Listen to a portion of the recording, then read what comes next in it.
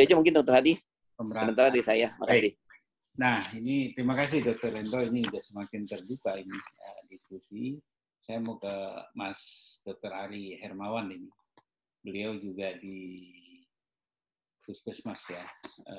Tadi Dr. Suhendro sudah menyinggung masalah kue ya. Ini, kalau kue kan pasti enak ya untuk membaginya yang tidak enak, ya kan? Nah, tentu ini ada persaingan yang tercipta ya, bukan diciptakan. Kalau itu kan pasti kata aktif ya. Tapi ini tercipta, ya kan? Boleh saya gambarkan sedikit bahwa BPJS pun asik membayar lebih murah. Mas Ari, apa yang dikatakan tadi oleh Pak Hendro dan Pak Sunu, mungkin ya saya lebih mempertegas saja bahwa BPJS jauh lebih untung bermitra dengan puskesmas, ya toh? Padahal ada tim kendali mutu, kendali biaya. Saya tidak mengatakan bahwa puskesmas dengan apalagi di era COVID demikian ini makin sibuk tadi yang dikatakan oleh Dr. Hendro ya. Tapi saya tidak bisa mengukur mutu ya, karena saya belum pernah mengukur. Tapi itu akan terukur dengan sendirinya nanti. Bagaimana pelayanan itu terjadi ya. Jadi ini yang akan menjadi sesuatu yang disebut tadi simalakama. Karena membayar BPJS membayar ke klinik 10.000, timpang 4.000-an ya. Itu udah cukup menguras APBN. Uang iuran daripada BPJS-nya sendiri. Bagaimana pendapat Dr. Ari? Mangga, nanti mungkin dibatasi akibat daripada perbincangan dari pendapat Dr. Sunu, Dr. Hendro. Ini ujungnya yang pasti uang. Dan kita tahu kuartal pertama saja mungkin saya lupa ya tahunnya, di tahun ketiga aja tuh apa yang disebut dana silva ya Pak Hendro ya. Karena sisa daripada puskesmas itu keseluruhan itu sampai 6 triliun kalau nggak salah ya. Saya lupa tahun berapa. Saya nggak mengikuti lagi. Silakan Dr. Ari, mangga pendapatnya. Terima kasih Dr. Hadi. Jadi mungkin saya akan tertarik dulu terkait pernyataan Pak Dirjen. Jadi sebenarnya itu 2010 itu saya sudah mencoba untuk melihat puskesmas itu secara sistematika pelayanan. Jadi memang waktu itu di Gunung Kidul sendiri itu saya masuk 2006 di Gunung Kidul, 2007 itu kalau nggak salah di Gunung Kidul itu ada namanya klinik sehat. Waktu itu saya lihat klinik sehat ini bentuk dari pelayanan yang memang mengarahnya nanti ke UKM. Cuman klinik sehat ini akhirnya di Gunung Kidul tergerus dengan saya juga nggak tahu, jadi malah berbalik arah menjadi ke UKP. Jadi mudahnya seperti ini. Kemarin saya sudah mau waktu di Jogja kemarin saya sudah mau usulkan, alangkah bagusnya kalau memang itu nanti Pusmas dikembalikan ke itohnya ke arah UKM, mestinya alur pelayanan di Pusmas sudah mulai dirubah. Karena kita bicara tentang budaya masyarakat, mindset masyarakat.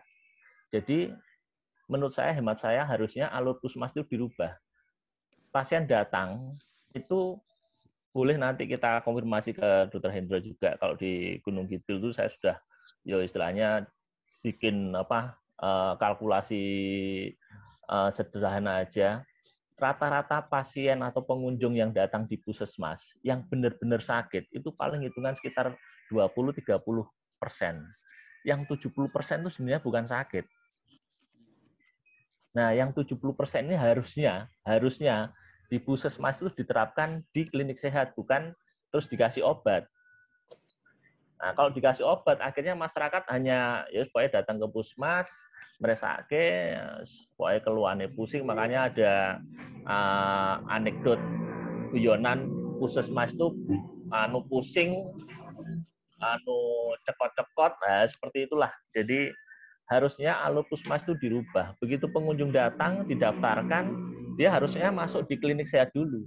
Nah, di klinik sehat ini yang kita screening nanti, ini benar sakit atau ini hanya semata-mata hanya ya contoh aja kalau di tempat kami itu kadang-kadang sok keluhan pusing itu kan banyak macamnya, pusing mikir ke apa namanya anak, pusing terkait dengan tadi kerja, nah itu kan nggak harus diobati, nggak harus diobati, tapi orang datang puskesmas pikirannya sudah mindsetnya masyarakat datang ke puskesmas dapat obat, minum obat, selesai, padahal bukan itu. Yang harus kita laksanakan bukan itu kalau kita memang tujuannya mau ke arah UKM untuk puskesmas. Harusnya masyarakat mulai dari sekarang itu dibelajarkan bahwasanya kalau datang puskesmas itu nggak harus dikasih obat. Belum tentu dapat obat. Belum. Harusnya dikonseling atau diberikan semacam apa namanya istilahnya edukasi terhadap nanti pola hidup, macam-macam. Lah itu kan harusnya puskesmas berperannya ada di situ, promotif preventifnya. Jadi saran saya begitu pengunjung datang, masukkan dulu ke klinik sehat, kita konseling di situ. Kita nanti pilah di situ. Ini benar sakit, oke kalau sakit langsung masuk ke BP. Kalau ini nggak sakit ya cuman kita kasih edukasi aja. Oh ini pusingnya jenengan karena mikirkan ini. Harusnya manajemennya harusnya seperti ini, bukan langsung dikasih obat. Contoh realnya waktu saya masuk ke 2006 ke Gunung Kidul, itu waktu saya di puskesmas, mungkin nanti Dr. Hendro juga pengalaman di sana seperti apa, di Gunung Kidul. Begitu pasien datang, hanya 2 yang diminta. Pertama, kir darah, yang satu istilahnya itu minta di serum itu disuntik, Dr. Hadi. Jadi begitu pasien datang itu apapun sakitnya, apapun keluhannya, mintanya disuntik. Itu saya 2006 masuk ke Gunung Kidul, masyarakat mindsetnya masih seperti itu. Akhirnya saya lihat, loh, kalau seperti ini salah ini. Operasional yang dikeluarkan pemerintah daerah untuk suntik, untuk jarum, untuk obat, itu besar banget. Padahal ini tidak perlu harus disuntik. Tapi karena mindsetnya masyarakat waktu itu posisinya kalau nggak disuntik nggak sembuh. Nah, jadi waktu itu saya masuk di puskesmas, saya rubah. Jadi saya masuk itu pasien minta suntik nggak saya suntik. Kalau mau suntik minta ke person, ke dokter praktek atau ke perawat praktek seperti itu. Memang awal-awalnya pengunjung langsung turun drastis waktu itu. Saya sempat dipanggil waktu itu. Lah dok, gitu nanti pengunjungnya nggak banyak, terus nanti retribusinya untuk pemerintah daerah sedikit. Yuk kita mau menyehatkan masyarakat atau menyakitkan masyarakat. Makanya Pak Budi, Pak Menteri Kesehatan bilang kita itu Kementerian Kesehatan bukan Kementerian Kesakitan. Lah ini yang jadi masalah. Karena di lapangan kita melayani masyarakat itu seolah-olah mereka sakit, padahal nggak sepenuhnya mereka sakit. Nah itu yang harus kita pendekatan kita di lapangan harusnya sudah mulai dirubah. Jadi kalau memang potong Pak Ari. Kalau nanti ini kan tahu sendiri provider BPJS kan selalu mendengarkan apa yang disebut dengan keluhan daripada pasien itu diutamakan. Agar jauh lebih mengena di hati masyarakat program ini. Bagaimana kalau menurut Pak Dr. Ari ini akan masalah ini? Mungkin nanti sambil kita simpan untuk senior yang lain. Kalau Pak Ari sendiri memperlakukan ini bagaimana Pak? Nanti pasti ditegur oleh Pak Kepala BPJS-nya Pak. Iya, jadi kalau saya prinsipnya di Puskesmas sekarang ya saya coba sedikit demi sedikit itu saya mulai istilahnya ke pengunjung itu jenengan itu sebenarnya hanya keluhannya itu karena ini. bukan harus dengan obat. Karena kan BPJS sendiri sebenarnya kalau kita mau bicara segi bisnis loh ya ini. Yeah. Kalau kita istilahnya bisa ngurangi operasional dalam hal ini obat, itu kan otomatis BPJS juga untung, negara juga untung. Gitu. Kenapa enggak kita pendekatannya sekarang itu? Kenapa kita pendekatannya selalu ini harus terapi obat, ini harus obat, ini harus obat? Kenapa kita enggak pendekatannya mulai dari situ? Itu yang terkait tadi pernyataan Pak Dirjen. Jadi saya usulnya yaitu dirubah mindset-nya puskesmas dengan cara mengubah alur pelayanan di puskesmas. Jangan semua pasien pengunjung datang langsung masukkan ke BP. Karena begitu masukkan BP, dia mau dikasih edukasi macam seperti apa, tidak mungkin dengarkan. Dia akan di mindset-nya hanya akan bilang bahwasanya saya sakit butuh obat, kasih obat, pulang selesai. Itu yang pertama. Yang kedua terkait dengan redistribusi. Sekarang oke lah kita bicara tadi cost istilahnya rupiah. Kalau ke klinik lebih mahal, kalau ke puskesmas lebih murah. Tapi kan kita ngelihatnya bukan jangka waktu setahun 2 tahun. Kita ngelihatnya kan jangka waktunya kan harusnya 10 tahun, 20 tahun, kalau bisa sustainable sampai berpuluh-puluh tahun. Dalam arti kata, oke di jangka waktu itu mungkin cost-nya yang dikeluarkan BPJS kecil. Tapi pernah nggak berpikir BPJS bahwasanya sekarang di Jogja aja sudah ada fakultas kedokteran itu sudah ada berapa? 5 kalau salah 6. Belum yang di tempat-tempat lain. Tiap tahun mereka akan meluluskan teman-teman adik-adik kita sejawat itu sudah berapa ratus orang. Nah, kalau ini Indonesia 10.000 ini, Pak. Iya, kalau mereka terus tidak punya tempat, karena nggak mungkin semuanya harus diangkat jadi ASN, terus mereka akan lari kemana? Begitu mereka tidak punya tempat, akhirnya nanti orang akan berinvestasi anaknya ke sekolah kedokteran, karena kita tahu sendiri sekolah kedokteran mahal. Itu akan, sudahlah, sekolah dokter mahal, nanti begitu keluar jadi dokter, ya pilihannya hanya 2, praktek atau ASN. Kalau praktek, sekarang dengan program JKN ini akan sulit juga kalau nggak dia masuk ke klinik. Nah, akhirnya biasanya orang akan menginvestasikan anaknya sudah nggak di bidang kesehatan lagi. Karena apa? Ya cost-nya mahal, output-nya nggak ada sama sekali. Nah, itu. Yang kedua, buat ide juga kali ya. Iya. Yang kedua, terkait ekonomi. Dengan adanya teman-teman swasta ini, lapangan pekerjaan yang bisa diserap itu sudah berapa orang. Kalau kita bicaranya sekarang, Bapak Presiden sudah ada Kementerian Investasi. Ya, kalau kita nanti justru tidak memberikan peluang ke swasta untuk ikut memberikan kontribusi di bidang kesehatan, nah siapa yang mau investasi ke bidang kesehatan? Apa pemerintah sanggup untuk mencukupi kebutuhan masyarakat di bidang kesehatan dengan sendirinya tanpa ada bantuan dari pihak swasta? Nah, ini yang harus dipikirkan. Jadi jangka pendek mungkin oke, tapi jangka panjangnya kita bicara investasi manusianya sama secara ekonomi, kita apa sudah siap kalau nanti teman-teman swasta itu kita tutup aksesnya untuk itu. Mungkin itu dari saya. Baik. Pak Sunu, mohon dibuka mute-nya, Pak. Di unmute ya. Oke. Tadi izin. Di unmute, Pak. Ya. Baik, Pak Sunu, pertanyaan kepada Pak Sunu. Ini kan tadi dikatakan Pak Ari ini kalau 10.000 dokter ya tiap tahun lulus. Terus bagaimana nanti distribusinya ya? Mungkin nanti juga ada orang yang mengatakan jangan hanya puskesmas dong yang didistribusikan. Ada yang awal-awal teman-teman klinik yang punya kapitasi yang satu klinik itu 30 sampai 40 ribu ada dengan menambah dokter. Padahal jarak tempuh dari seluruh kecamatan ke klinik itu juga yang menjadi persoalan. Jadi tidak merata.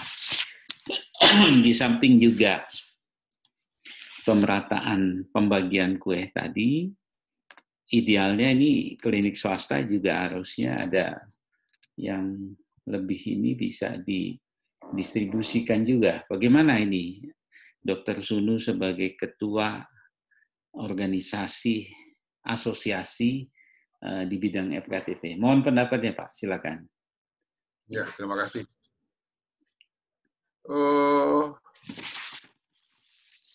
Untuk FKTP swasta memang ada dua karena memang awalnya sebenarnya kan peserta BPJS itu ada yang dulu limpahan dari Jamsostek.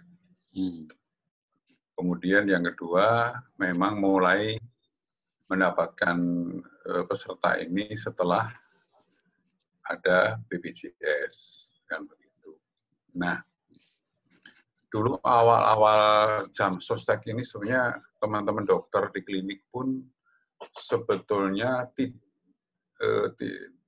merasa kurang gengsi menerima pasien-pasien atau peserta Jamsostek begitu sebenarnya zaman dulu itu.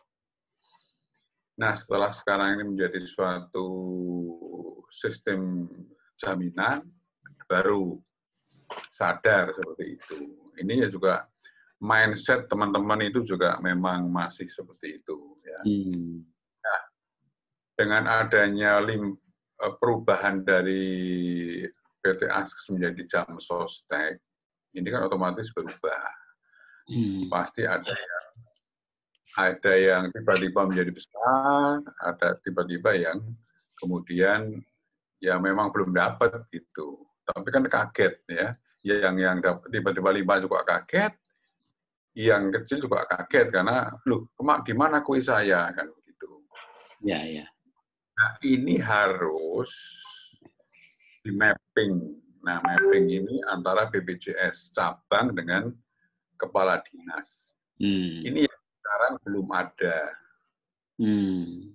Sebetulnya kalau sudah ada mapping penduduk, udah tinggal dibagi-bagi, mudah itu. Cuma kayaknya ada keengganan untuk membuat satu pola kepesertaan antara Dinas Kesehatan dengan BPJS. Kesannya memang BPJS jalan sendiri, Dinas Kesehatan punya kebijakan sendiri, akhirnya yang berantem antara FKTP swasta dengan puskesmas yang di bawah ya kita-kita ini. Kalau itu dibikin perencanaan, kemudian disetting penduduk kita berapa sekarang, mana yang padat di mana, yang boleh mana. Nah sekarang sebetulnya kalau sudah terbagi rata, tidak bisa ada lagi izin klinik baru. Gitu. Nah sekarang kan kayaknya masih ada klinik baru, tiba-tiba dapat peserta dari mana? Pasti mengambil peserta dari klinik sebelahnya. Karena proses nggak bisa. Nah ini yang membuat friksi di bawah. Ini yang harus kebijakan yang bagus. Nah, tanda kutip ada main-main di belakang yang ada bau-bau tidak sedap seperti itu. Ini mudah-mudahan BPJS juga dengan direktur baru Prof. Gufron ini bisa mencium itu ya. Jadi tanda kutip rebutan tadi di bawah itu menjadi kurang yang berkeadilan, bukan karena hukum rimba. Sangat tidak etis ya hukum rimba di sini karena itu pesertaan. Yang terjadi di lapangan masih seperti itu, Dr. Edi. Ya, baik. Dr. Suendro, mungkin bisa di-unmute ya tadi. Ya. Nah, ini Dr. Sun ini udah menyinggung masalah mapping. Sebetulnya mapping ini kan tugas daripada regulator. Dalam artian yang paling terwilayah adalah Dinas Kesehatan Kabupaten Kota dikomandoi oleh provinsi mungkin.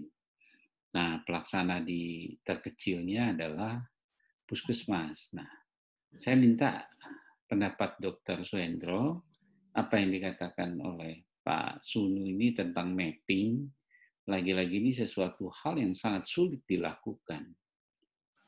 Saya melihat saya lebih tertolong ketika membuat suatu penelitian atau apapun, teman-teman yang mahasiswa di bahwa saya itu data dari puskesmas, dari BPJS jauh lebih valid, Pak.